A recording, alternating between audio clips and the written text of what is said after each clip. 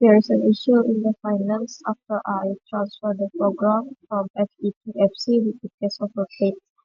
Um, this this is the transfer program form in the new program with the responsibility included and the total responsibility is. After that, I check the signature for the payer is student with the FS1 and FS2 or the multiple FS. And when I check the amount to be paid, it's already correct. But when I compare with the finance status, is it still display total amount in the new program? Is it still display the total amount in the previous program? It is amount paid is still display here.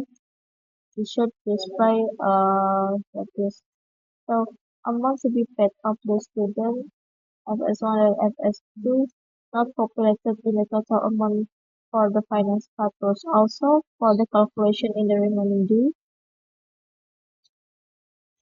the okay,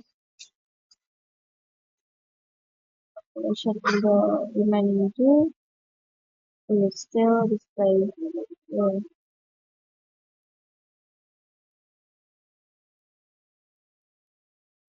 I think after I transferred the program with the overpaid case, the total amount to be paid it should populated in the total amount finance status for each payer.